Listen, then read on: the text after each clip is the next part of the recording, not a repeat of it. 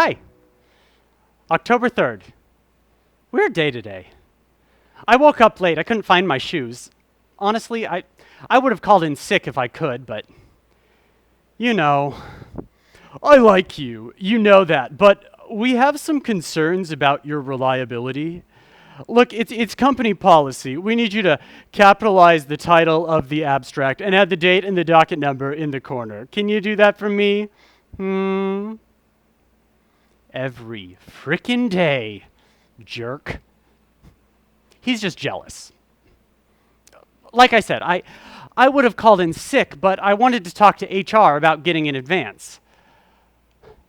I don't know why I even tried. This guy, this HR guy, he thinks he's God or something. It's my money, right? Somebody could be living in their car and he'd just sit there. No.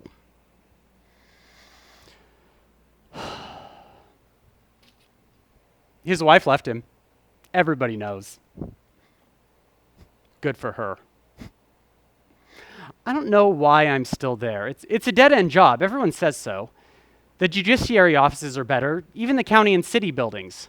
I mean, you go there and there'll be some ugly-ass dude in a closet typing away in a thrift store suit, but he's got a great house in a great neighborhood and he goes to Mexico every year.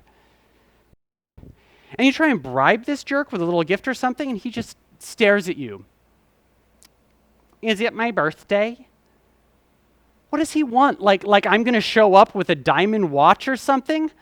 But if he needs my help, all of a sudden he's this nice, super polite, quiet little guy who will still find every loophole he can to keep me from getting my money. What does he care if I can't afford my rent? I mean, okay, I'll admit our offices look better than the other departments. Everything's super organized, and we've got this great mahogany table in the conference room. I probably would have quit a long time ago, but I like the office. Anyway, I was late for work, right? It was raining, and the streets were mostly empty, but I did see this one guy from the office, George, maybe? I don't know, but he was stalking some poor woman. These clerks are the worst. I mean, the way they treat women, it's like they're still living in the frat house. So while I'm thinking about Jeff, the director's car pulled up down the block. Now, I knew he wouldn't shop there, so it had to be his daughter. Driver opens her door, and she just comes out, and wow. She didn't see me. I hid in the alley. My coat, it's kind of old and dirty. I didn't really want her to see me in it. I should probably get a new one. She had to leave Molly, that's her dog, tied up outside. So while I'm peeking around the corner, I heard someone say, "Good morning, Molly." But the street was empty. Eventually, a couple of women came by, but they were a block away when I heard it again. "Molly, what happened?" No, really, who? I mean, Molly had been sniffing with their dog, but no. I mean, that doesn't happen. No, Fido, you don't understand. It was definitely her. I've been very sick. Crazy, right? I've never heard a dog speak perfect English before. But I mean, then I thought about it, and it makes perfect sense. I read this thing the other day about this fish who jumped out of his bowl and talked, and they've been trying to decipher the language for 2 years. Or you know, when cows walk into a bar and order. My point is, it happens.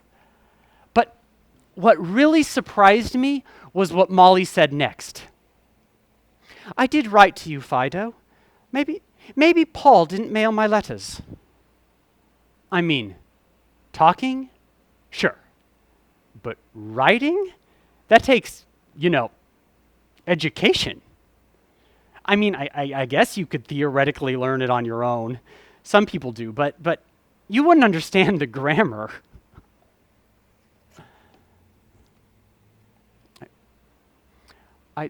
I do have to confess that I have been seeing and hearing a lot of new things recently. Things nobody else ever noticed. I decided to follow the women and Fido, the other dog, get the hard facts, investigate. So we went down Aspen, turned onto Washington, and then Citizen Streets until we stopped by the Centennial Bridge. And I knew that building. I used to have a friend who lived there, a trumpet player. And they went up to the 5th floor, and I wrote it down for future investigation.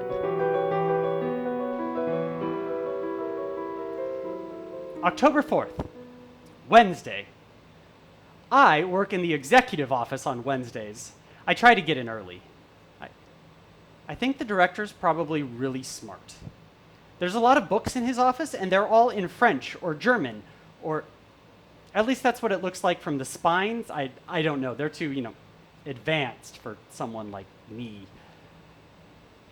But he looks like it, too. I mean, his eyes, and he never rambles.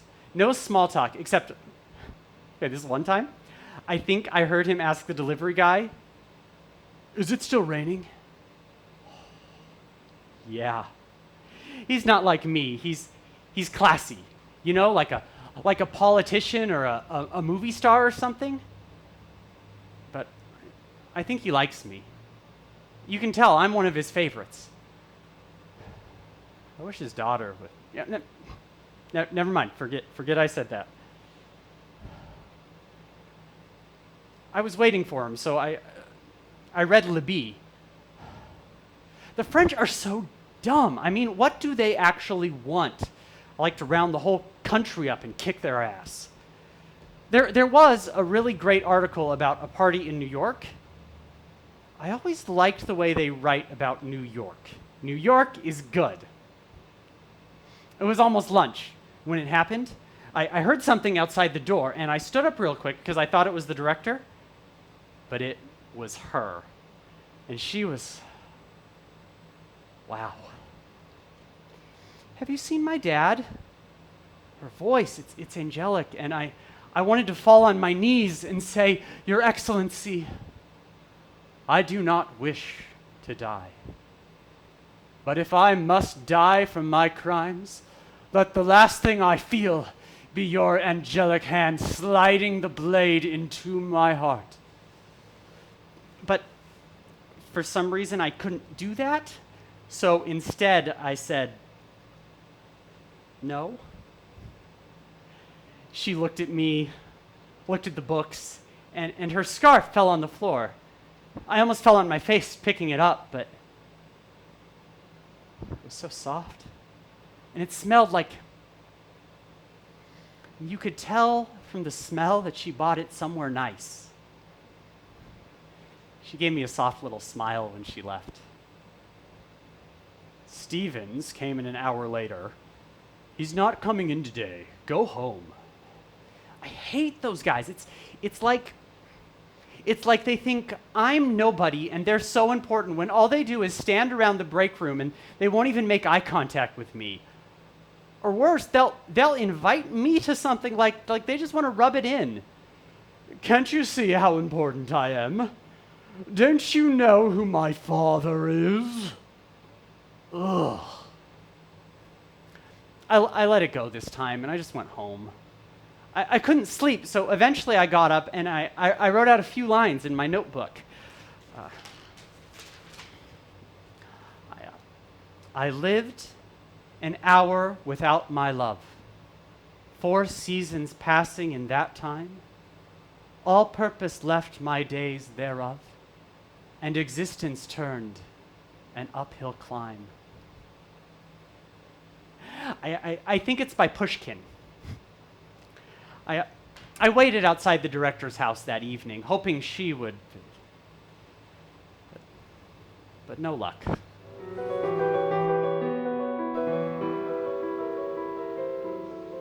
November 6th. I think Stevens is losing it. He grabbed me today. "What are you thinking?" "What?" "Bro, what are you thinking? His daughter? You're like twice your age, man. Look at yourself. Look, you're nothing, a nobody. I mean, Look in a mirror, dude. You gotta stop. Fuck that guy! What, because he goes to the gym and is all like, ooh, he thinks he can just have anything he wants? And I'm not twice her age. I mean, I get it. I get why he's mad at me. He sees that I'm the favorite, and that makes him jealous. But why should I care?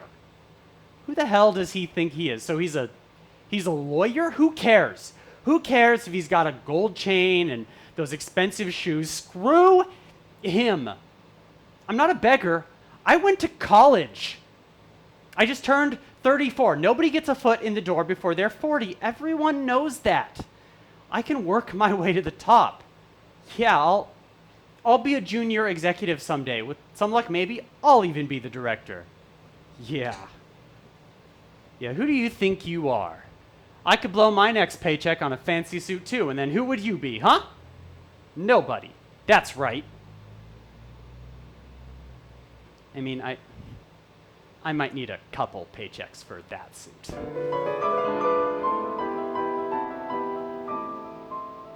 November 8th. I went to the movies tonight. It's really funny, good music. There was this part where they made fun of lawyers, and this whole subplot about CEOs and politicians being corrupt, and their kids getting ahead just because they were, their kids. Oh, and how the mainstream media is all ignorant, and public opinion is all that really matters. Yeah, I liked it. The language was a bit much, but other than that, I like movies. I go a lot. Most of the people I work with, they don't get it. They won't go unless they get free tickets.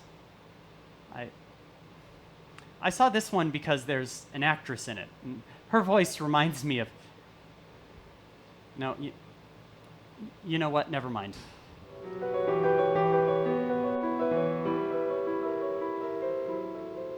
November 9th. I got to the office around 8. Stevens ignored me. I ignored him back. I read and collated some documents, left at 4. I walked by the director's house on the way home. I didn't see anyone. After dinner, I just went straight to bed.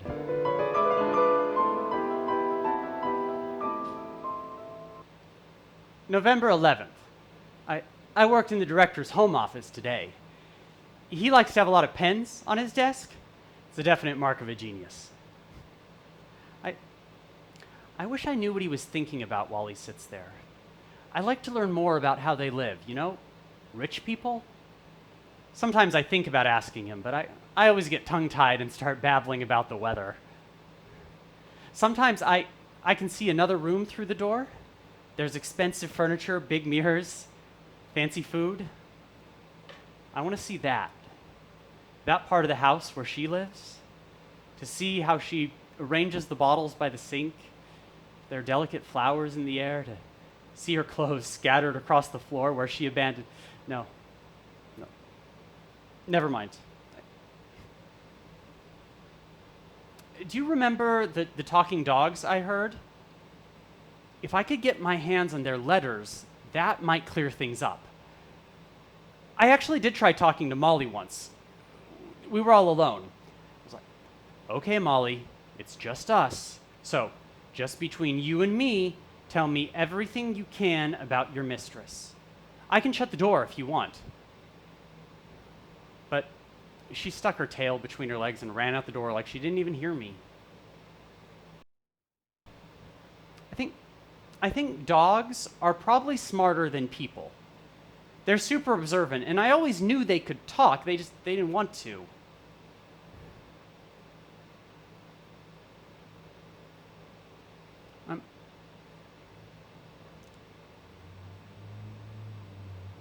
I'm gonna go talk to Fido tomorrow. That's the only way. And if I'm lucky, I can get my hands on his letters from Molly.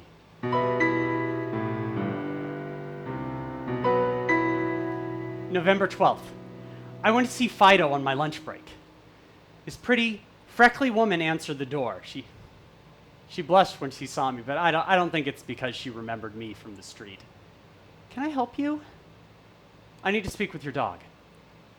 Right then, Fido started barking, and I tried to let him sniff my hand, but little bitch jumped at my face, and he almost got a piece of my nose. But that doesn't matter. What matters was I saw a dog bed in the corner, and I pushed Freckles out of the way and rummaged around until I found some papers. Fido tried to bite my ankle, but as soon as he saw I had the papers, he starts whimpering and acting all nice to me. That's a good boy. Bye now. I think I scared the freckly girl. She looked at me like I was crazy or something.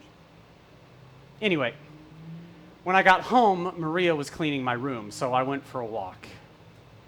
Her timing always sucks. I was really excited about the letters. Dogs see everything, and I finally had the chance to find out everything I ever wanted to know about the director and her. But never mind, it was too late to read when I got home, but I don't think I slept at all. November 13th. The handwriting's definitely canine, but I can figure it out. My dearest Fido, I don't know if I will ever be able to bear your plebeian name. Couldn't they have given you a better one? Fido, how vulgar! But enough of that. I am so looking forward to our correspondence. It's not bad. It's better than anything Stevens turns in. I find that to share one's thoughts and impressions with another is a great joy. That's German philosophy, right? Although my life has been limited to the world within our doors, I speak from great experience. Haven't I had a comfortable and fashionable existence? My mistress, whom her father calls Sophie, loves me unconditionally. Yes. No, never mind, keep reading. Papa scratches me regularly. I take cream in my tea and coffee. I must admit I find little joy in the giant bones Polly masticates on the kitchen floor. As you know, only the bones of a wild fowl are any good, and that's only if the marrow hasn't been sucked out of them. They're excellent with a little sauce, as long as it isn't overly seasoned. I do detest unnecessary vegetables. Do you know what is the worst? Little balls of bread. Does any dog actually enjoy those? When they use their dirty, nasty hands to ball up a piece of bread at the table and expect you to wag your tail? I do eat it, of course. It would be discourteous to do otherwise. But I do not enjoy it. What the hell is this? Who cares? I don't know, maybe later. I will, of course, tell you all about life in the house. I have already mentioned to you the most important person in the house, whom Sophie calls Papa. There, see? I told you. Dogs! Come on. Tell me more about Papa. He's very odd. He almost never talks, but a week ago he kept looking at a piece of paper and asking himself, should I? I should. Should I? He even asked my opinion. Well, Molly, what do you think? Should I get it? I had no idea what he was babbling about, so I indulgently sniffed his boots and wandered off. A week later, he came home so excited. His face was beaming, Fido. Several strangers came to the house to congratulate him, and he was happier during dinner than I've ever seen him. So he's ambitious. That's good to know.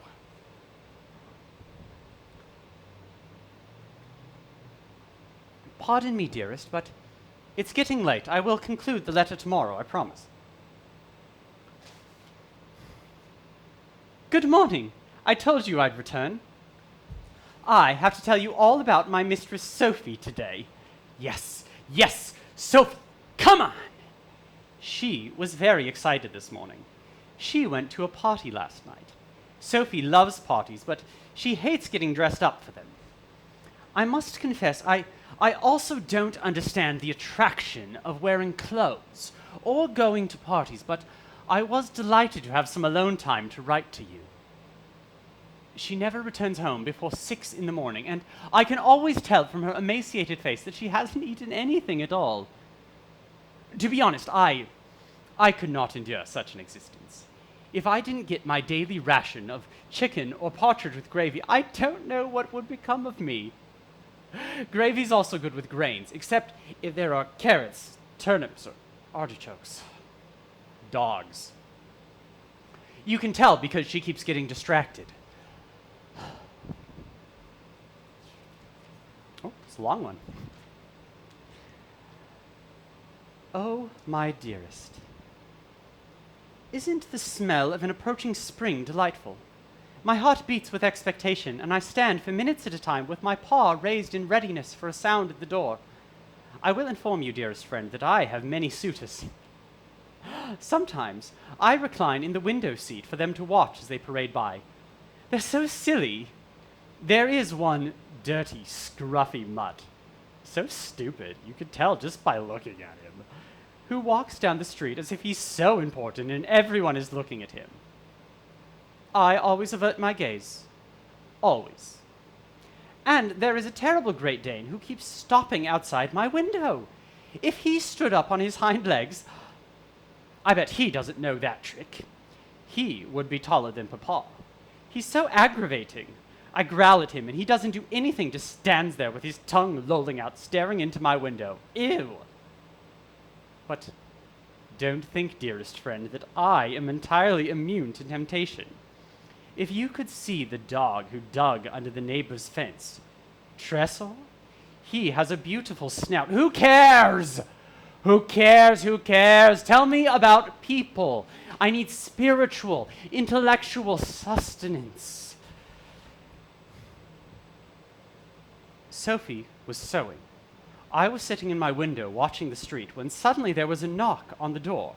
Sophie peeked out from my window and squealed, "Molly, Molly, Molly, Molly! It's him! Don't tell anyone, but he's distantly related to the Queen! And wait till you see his eyes." I peered out my window. He was standing at the door, fixing his hair when Sophie let him in. I of course feigned disinterest, but I kept my head tilted just a bit so I could hear what they were saying. Oh, dearest, what frivolous nonsense. They talked about their friend's terrible dancing, how Bobby wore an awful shirt that made him look like a bird, and Lavinia thinks her eyes are blue, but they're really green.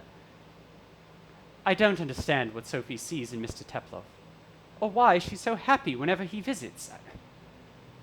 Who's Teplov? Why would she be interested in him?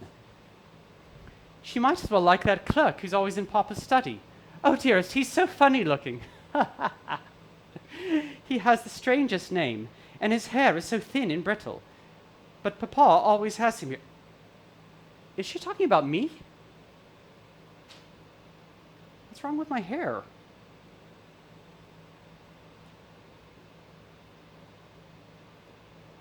Sophie laughs every time she sees him. You lying bitch! You're just jealous. You've been talking to Stevens. Okay. One more.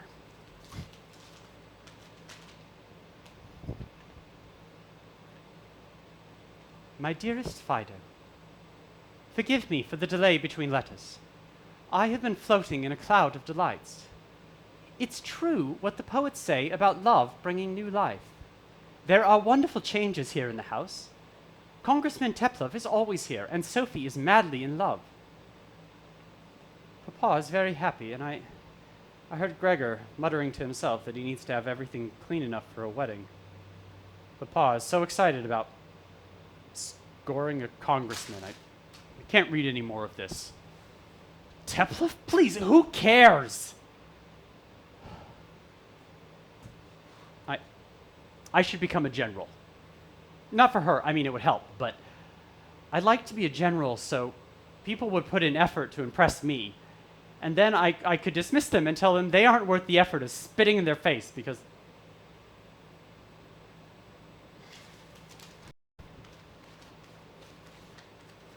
right now,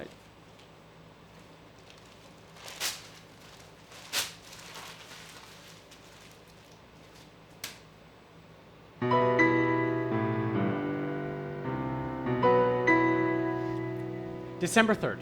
There's no way she's engaged. It's got to be gossip, right? And who cares if he's a congressman? That's a title. It's not like something you can actually own. What's his electorate going to do for him? His nose isn't made of gold. It's skin, just like mine, like everybody else. He doesn't use it to eat or cough. He uses it to sneeze and smell things. I have to figure this out. Why does anyone care who he is? And why am I still a clerk? Maybe I'm actually a senator or a general and I just look like a clerk.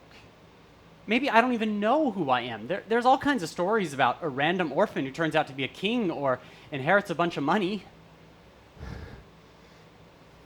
What if I just showed up in a general's uniform with all the ribbons and the medals and I don't know, a big sword? Then what would she think? What would her papa say? He's ambitious, remember?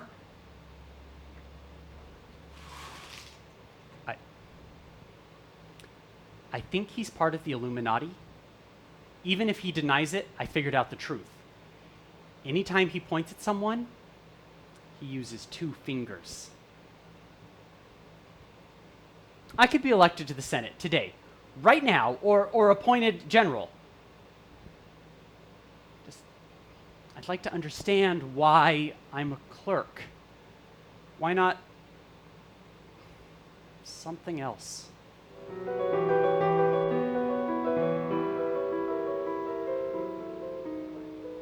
December 5th. I've been reading about Spain. There's really weird things happening there. I don't understand it all, but basically they don't have anyone. The throne is vacant, and they can't figure out who's next in the line of succession. And so they're rioting. What I don't understand is, how can a throne be vacant? Some people want them to put a woman on the throne, and they can't do that. A woman can't be the king. A king has to be a king. They keep saying that there's no king, but that's not possible. You can't have a kingdom without a king. That's just logic. I mean, clearly the king is hiding somewhere. Maybe he's actually in the palace, but some conflict or another country, I don't know, France, maybe is forcing him to stay in hiding. Or it could be another reason.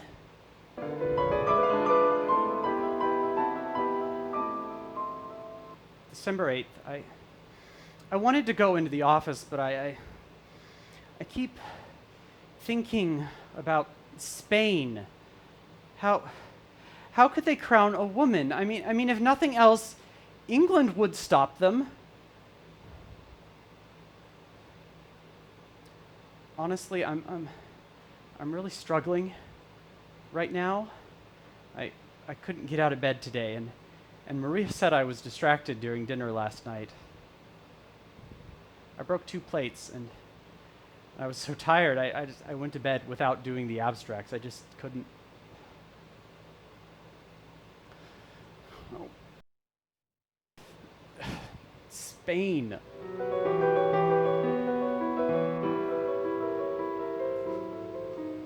The year 2000, April 43rd. It's a holiday. They found him. Spain has a king. It's me. I realized it this morning, just like a bolt of lightning. I don't really know why I thought I was a clerk. Ridiculous, right? Thank God nobody locked me up. But it's all clear now, plain and simple. Before it was like there was some kind of fog in my brain. That's, of course, you can explain that, because while people think the human brain is housed in the head, it's not. It floats freely in the wind off the Caspian Sea. I did finally tell Maria the truth about myself. She almost fainted. Apparently she's never met the King of Spain before? I did make it clear that I wasn't mad at her for never shining my shoes correctly. But She wasn't paying attention. I guess she thought all the kings of Spain would be like Philip II. I explained that we are very different people and kings. Point of the story, I didn't go into the office today. I'm done with that. No more collating reports for me.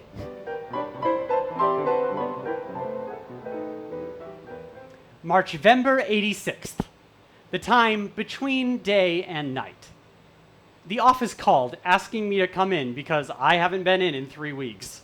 So I went, for fun. Stevens stood up when I came in like he expected me to grovel. I ignored him, sat down at my desk, just like normal. If they knew who I was, they'd be losing their minds. Stevens would kiss my ass, just like the directors. There was a pile of reports on my desk to be turned into abstracts. I ignored them. A few minutes later, a rumor started to circulate that the director was on his way. People started hanging out by the office door, but I didn't move. Everyone stood up when he came in, but not me. Why should I stand for him? What is a director to me? He's not much of a director anyway. He's a simple, ordinary man. What really made me laugh was when they handed me a form to sign. Now, normally, I'd have signed at the bottom of the list, but this time, I scratched out the director's name at the top and inscribed mine. Ferdinand the Eighth. There was a hushed and reverential silence. Please, gentlemen, no need to stand on ceremony. And then I took my coat and walked directly to the director's home. He was still at the office, so he wasn't there. And they didn't want to let me in, but I went straight to Sophie's room. She jumped up when I appeared behind her in the mirror, but I didn't explain that I was the King of Spain. I told her she could look forward to a happy future, better than she could ever imagine, and no matter how our enemies conspired to keep us apart, our love would prevail. That's all I wanted to say, so I left. The thing about women that I've discovered is that nobody knows the truth about them. Nobody knows who women love, but I do. Women love the devil. Seriously. Scientists write all these theories, but she's in love with the devil. He's hiding there in plain sight, and she'll marry him. She always marries him. And all these fathers who say they want the best for their daughters, it's just personal ambition. And ambition is caused by a little blister under the tongue, which is put there by a barber. I don't remember his name, and his partner, a midwife, who are trying to push their religion on everyone. And it's their fault about France. Remember that.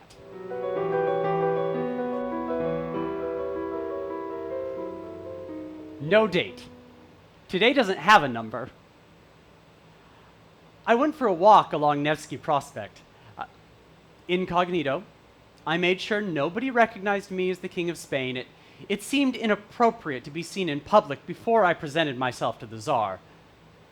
Also, I can't find my royal robes. It's a situation that clearly needs to be rectified. I did set up an appointment with a tailor, but the jerk just looked at me like an idiot. Clearly stores don't actually want to sell anything anymore. I'm going to use the fabric from my new suit to make the cloak. I've only worn it twice, so it should be fine. And I can't trust a tailor with this kind of project anyway, so I'll have to do it myself. In secret. Fortunately, I have some scissors around here, so I can make the alterations.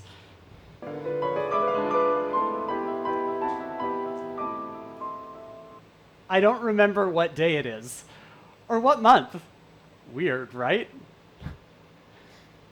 I finished my cloak.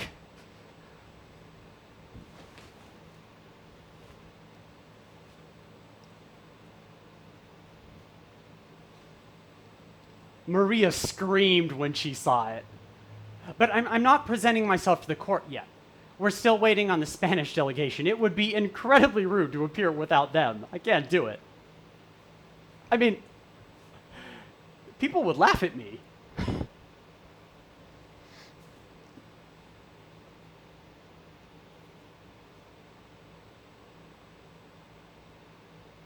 They should be here in an hour or so.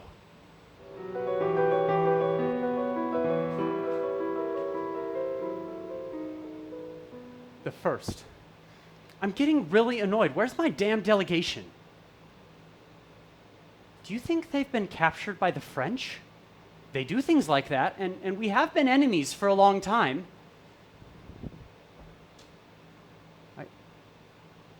I went to the post office to ask if they'd heard anything, but they weren't helpful. The stupid postman said he'd help me mail them a letter. Why would I do that? Letters are full of misinformation. Everyone knows that. The only people who write letters are scientists. And they have to drink vinegar first to make sure their faces don't end up covered in scabs.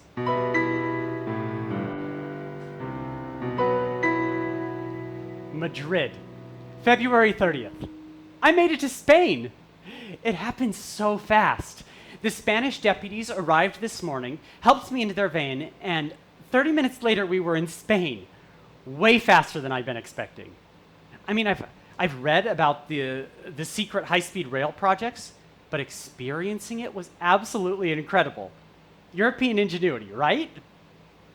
Spain is beautiful, but it's kind of weird. Everyone in the palace has a shaved head, and they all wear pajamas. I mean, my prime minister wasn't what I expected. He showed me into my office and said, "If you call yourself King Ferdinand again, I'll beat it out of you, understand?" Obviously, it was a test. So I told him, I am 100% King Ferdinand. And then he hit me. Twice. Threw me into the wall. It hurt, and to be honest, I wanted to cry. But then I remembered that the martial coronation is a hallmark of ancient chivalry. I appreciate that they still remember the old traditions in Spain. After he left, I decided to focus on matters of state. What I discovered is Spain and China are actually the same thing. It's just ignorance that makes people think they're separate countries. Here, I'll prove it. Take a piece of paper and try to write Spain. Now, look. What does it say? China! I am concerned about this report that the Earth will sit on the moon at 7 o'clock tomorrow morning. You probably saw Wellington's article about it.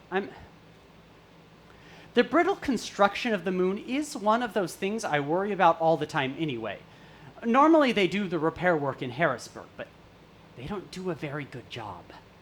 They use copper and wax and olive oil, and that's why the Earth stinks. And that's why people hold their noses. And that's why the moon is so fragile.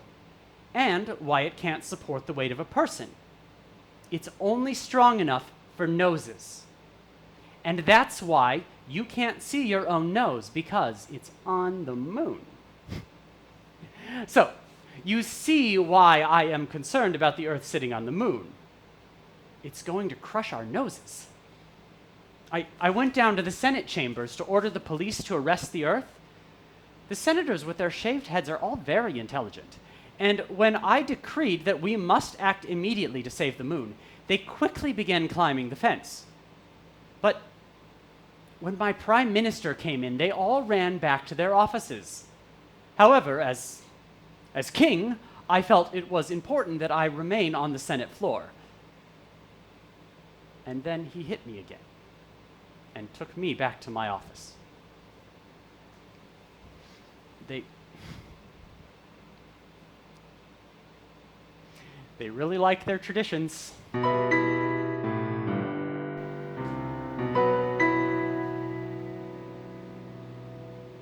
January. In the same year, but immediately after February. I don't understand Spain. They do things I don't. The customs are just different. They said they were going to shave my head today. I told them not to. I don't want to look like a monk. And then they put an old rag over my face and they poured water on my head. I don't know. I don't see the point. As a custom, it doesn't seem to have any purpose. Honestly, it just seems kind of dangerous. I don't know why my predecessors didn't abolish it years ago. It's one decree. That's easy. I mean, if I didn't know better, I'd say I was being held by the Spanish Inquisition, and my prime minister was actually the Grand Inquisitor. But I can't see any circumstance where the king would be subject to the Inquisition. I think, it must have something to do with France. Stevens, he's French, and he's a real son of a bitch. He said he'd get me, and he's always after me. I know that. But I know that you, friend, you're a tool of the English, and they're always involved somehow. England blows on a cobweb, and France sneezes, right? Right?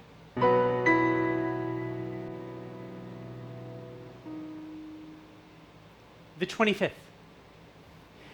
The Grand Inquisitor came to see me today. But I heard him coming, so I hid under the bed.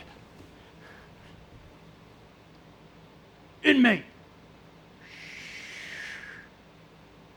Mr. Ivanovich?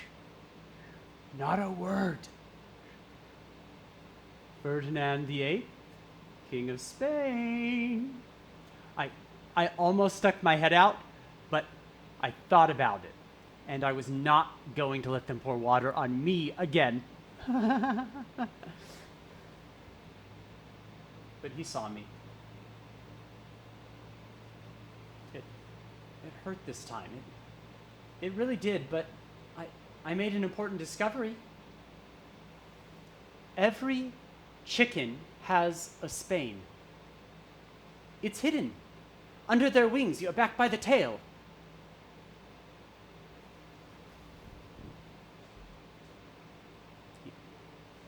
He threatened me when he left, but I don't care.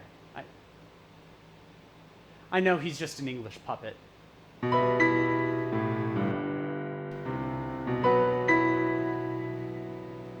34th of March, February, 3:49. I don't know if I can do it anymore. I don't know what's next. They pour water on me and they won't listen. They don't see me. They don't hear me. What did I do to them? What do they want from me? I didn't do anything. I'm not anybody important. I don't have anything to give them.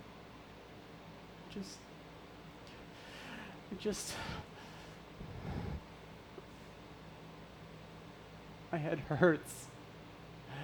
It's all spinning, and somebody come get me. Just get me out of here. Give me a horse and let me ride it off into the sky until I disappear.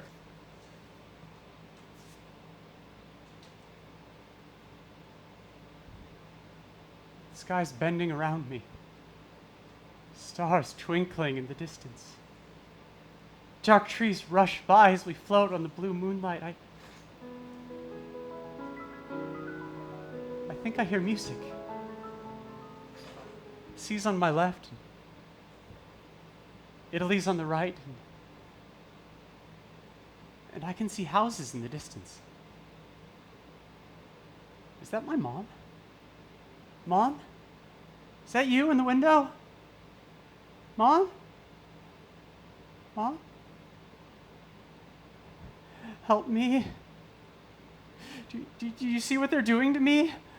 Mom, I don't think there's a place for me in the world anymore. They're looking for me. They're looking for me. Mom, help.